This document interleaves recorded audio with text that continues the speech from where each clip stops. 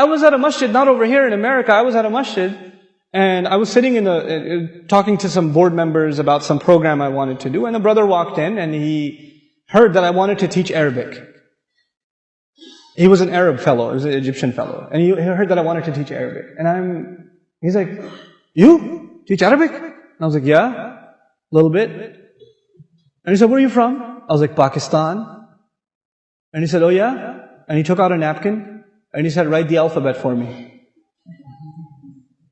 So I wrote down the English alphabet for him. And he said, you see, you don't know Arabic. I was like, yeah, you're right, I'm sorry. And then he started teaching me the alphabet, 30 minutes. I sat there and I learned the alphabet with him. And then he had to go, and then he left. And that night, at the same masjid, they asked me to give a lecture, the importance of learning Arabic. If you go on YouTube and you search how to learn Arabic and why learn Arabic, why study Arabic, that lecture was at that masjid. And that guy was in the first row, smiling at me the whole time.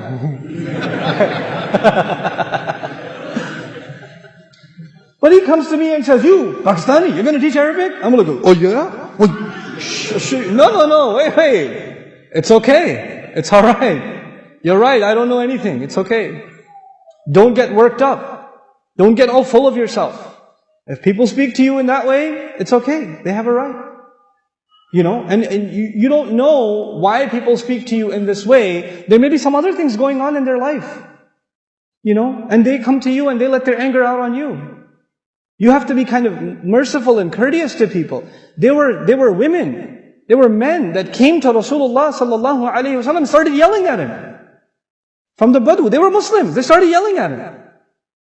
And you know, the Prophet sallallahu alaihi wasallam didn't get upset, he just calmed them down. The Sahaba would have killed them. He said, no, relax. Let it, just peace. You know, this is a sunnah of the Prophet sallallahu alaihi wasallam. When people say things that make you angry, you just gotta calm down. And by the way, guys, men over here, your wife will say a lot of things that make you angry, boy. Oh, ho, ho, ho, ho, ho, ho. And when you hear that, you don't say that she's jahil, but you do say salam. Just be quiet. Don't talk back. Sisters upstairs, ladies, your husbands will say things that will boil your blood. Oh my God, you will get angry. And Allah has given you a special power. I have 3 sisters, I have a wife, and I have 4 daughters. I know girls have special powers. And their superpower is they can answer you in a way that will like stab you in the heart. Oh my God, they have the most amazing answers. They'll be like, ah! But you, sisters, when your husband is out of control and he's becoming too emotional or too angry, shh, salam. Change the subject. And salaman, qalu salaman does not mean that Allah says you have to say salaman, somebody's fighting, you're like, hey, salaman. Not like that. That's not what that means. Let me tell you what salaman. Salaman could be a hal here in grammar. You know what that means? They speak calmly. They don't just say the word salam, they speak calmly. They speak peacefully. They speak in a way that disarms, that doesn't make you angry. You know? And so, for example, you know, one time I was sleeping in the masjid. I was in the i'tikaf and I was sleeping in the masjid. And you know, when you're sleeping, you don't know which way you turn. So I'm sleeping and I woke up because somebody kicked me in the stomach. There was a really old gentleman in our community. He was an Afghani fellow. And he was also making i'tikaf. He didn't speak any English, any Arabic. He just spoke Pashto only. And he kicked me in the stomach. And I wake up like, oh. And I look at him like, and he goes, Quran. My back was towards the bookshelf, where the masahib, whereas you can't have your back to the Quran, so he kicked me in the stomach. Now I could get up and say, come on, you could have woken me up nicely, or I'm fasting, and then you kicked me in the stomach too. But you know what I did? I just hung out with him afterwards. I just sat down with him. I said, can I read some Quran to you? You can correct my Quran. And we just spoke in sign language. And I recited Quran to him, and we just hung out the whole time.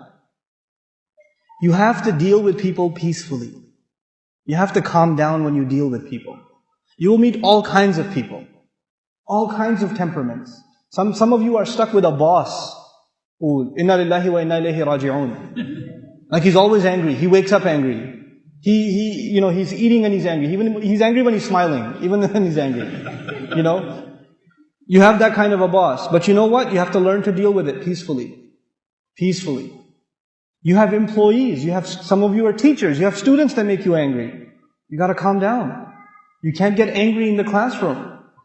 Rasulullah sallallahu alayhi wa sallam we were told, Inni bu'ithtu mu'alliman. He says, I was sent as a teacher. He's sent as a teacher. He never got angry at people. Never. You know, his servant is telling us that he lived with him, and he never told him, why did you do this? Why didn't you do this? The entire time. SubhanAllah. And that's your slave. That's not even your employee. That's your slave. He never said this to them.